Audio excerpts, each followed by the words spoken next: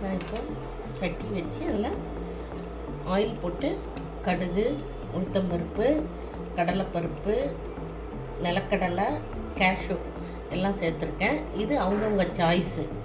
நம்ம இதுலேயே நிலக்கடலை, கேஷ்யூ இந்த பருப்புலாம் சேர்த்துட்டோம்னா ப்ரோட்டீன், அதுக்காக நான் எல்லாம் சேர்த்துருக்கேன். அவங்கவுங்க வசதி போல், விருப்பம் போல் நீங்கள் இதை சேர்த்துக்கலாம். இப்போ இதெல்லாம் கொஞ்சம் பொன்னிறமாக வறுபட்ட உடனே நம்ம ஏற்கனவே கட் பண்ணி வச்சுருக்கோம் இல்லையா, இஞ்சி, மிளகாலாம்.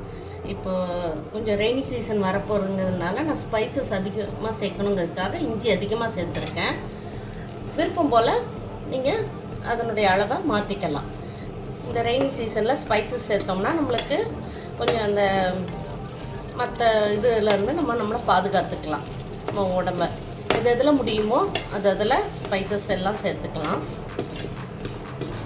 இப்போ இந்த உப்புமாலையை கூட நம்ம சோம்பு, பட்டை விருப்பம் இருக்கவங்க அதெல்லாம் போட்டுக்கலாம். போட்டோம்னா இந்த கொஞ்சம் மசாலா ஐட்டம்லாம் சேர்த்துக்கிட்டோம்னா இந்த கிளைமேட்டுக்கு நமக்கு ஹெல்த்தியாக இருக்கும். லைட்டாக கொஞ்சம் சேர்த்தா கூட போதும். அவர் விருப்பப்படி கூட்டிக்கோங்க. இதில் நம்ம வேணும்னா எல்லா வெஜிடபிள்ஸ் கூட சேர்த்துக்கிட்டு பண்ணலாம். அது இன்னொரு முறை காட்டுறேன். இப்போ நார்மல் உப்புமா நம்ம வெங்காயம் தக்காளியெலாம் நல்லா வதங்கிடுச்சு. நான் லைட்டாக பெருங்காய பொடி போட்டுக்கிறேன். இது ஆப்ஷனல், சரி வேணுங்கிறவங்க போட்டுக்கோங்க. இப்போ நான் 1 கப் ரவை எடுத்து வச்சுருக்கிறதுனால 2 கப் தண்ணி ஊற்ற போகிறேன்.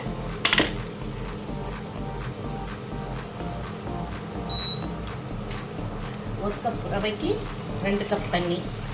கொஞ்சம் குழன்னு வேணும், மூட்டை உள்ளே போகணுங்கிறவங்க இன்னொரு 1/4 கப் கூட ஆட் பண்ணிக்கலாம். நம்மளுக்கு உதிரியாக வேணும் அப்படின்னா 1 கப்புக்கு 2 கப் கரெக்டாக இருக்கும். இப்போ தேவையான அளவு உப்பு போட்டிருக்கேன்.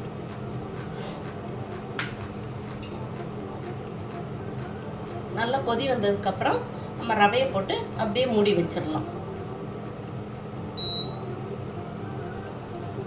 நம்ம தண்ணி கொதிச்சிருச்சு.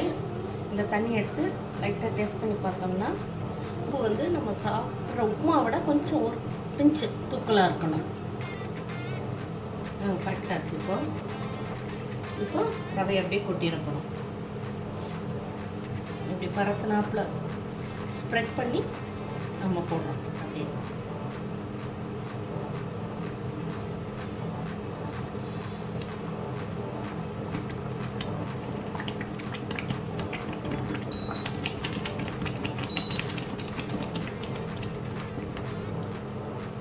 இப்போ கொஞ்சம் தீயை குறைச்சிட்டு அப்படியே மூடி வச்சிடலாம். எதுவுமே பண்ண வேண்டாம்.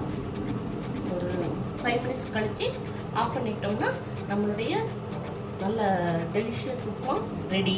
ரொம்ப எம்மியாக இருக்கும். நீங்கள் சர்வ் பண்ணும்போது கொஞ்சம் கொத்தமல்லி தூள், தேங்காய் பூ அதெல்லாம் போட்டுக்கலாம்.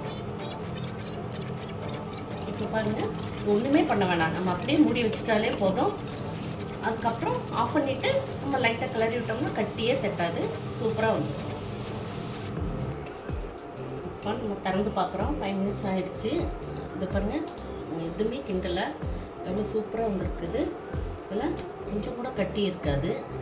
நான் தேங்காய் எண்ணெய் யூஸ் பண்ணுவேன். தேங்காய் எண்ணெய் ஹெல்த்துக்கு ரொம்ப நல்லது. தேங்காய் எண்ணெய் ஆட் பண்ணிவிட்டு இப்போ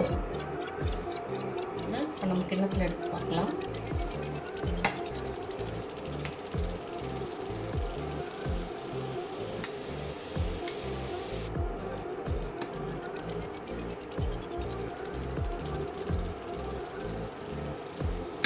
ஆஃப் பண்ணிட்டேன்.